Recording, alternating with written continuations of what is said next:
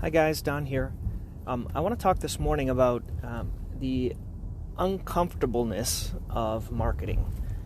And this might be new to some of you that might be just starting a practice. You're probably going out and meeting people. It's hard with COVID. It's hard to go meet the doctors or get in front of the doctors, and it's just a very uncomfortable method.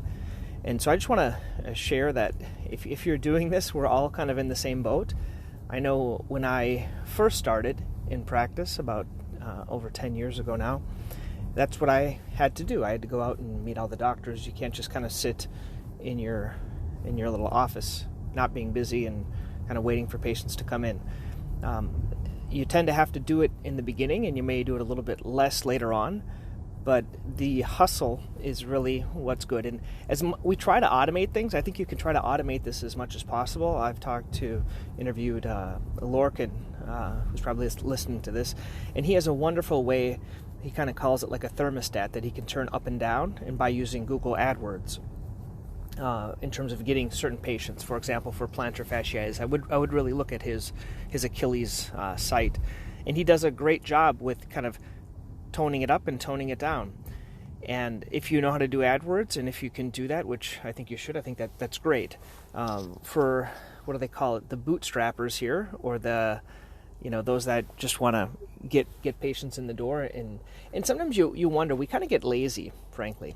I think, or I should talk about, I'm not talking about you, I'm talking about me. I get lazy. And one of the big struggles when I started is I took over for a doctor that left.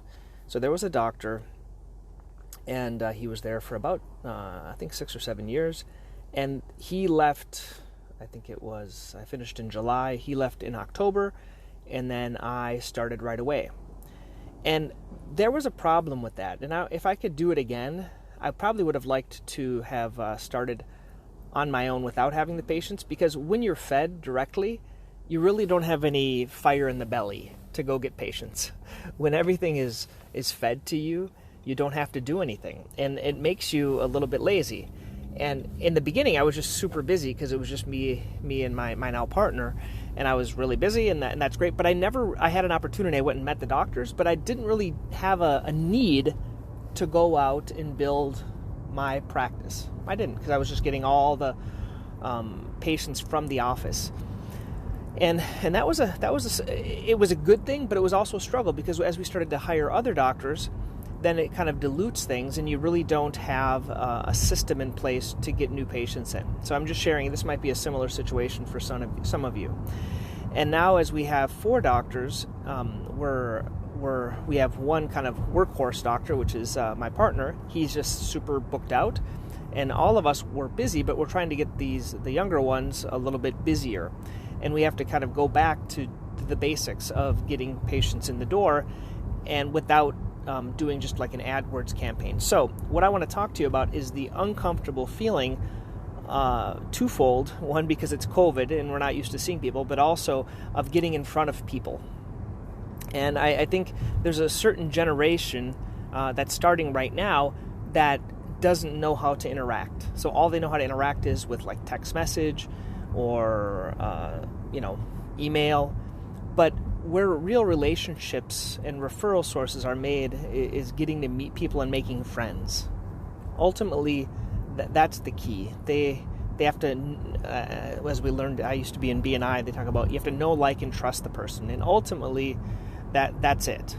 And there's different ways of doing this, of getting to know people. We had an open house when we opened our new office. That was great, with a physical therapy place that's in the building. But what's next? So what's next is today. And this is what I want to talk about. So as I've talked about before, there are these plantar fasciitis books that I put together, and I printed them. I think they were maybe $3 a piece. And so today I'm going to go out, and there is a local shoe store that I'm going to drop these books off at and say, hey, if you have any patients that come in with plantar fasciitis, you can feel free, if they buy shoes or if they get some physical therapy treatment, you can give them one of these books. It's building goodwill with the physical therapy place, but more importantly, it's providing this value. And even though they might already have a doctor, A lot of times people come in because of a second opinion. Now, this isn't a very comfortable feeling because I don't have a really deep relationship with these people. It'll help develop that.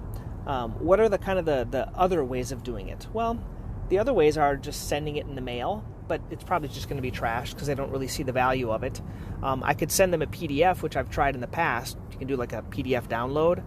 But I really think having a printed material and leaving it there for them, I'm going to try it out, and I'll let you know how it goes. I have tried it out with a physical therapist, a different physical therapy group.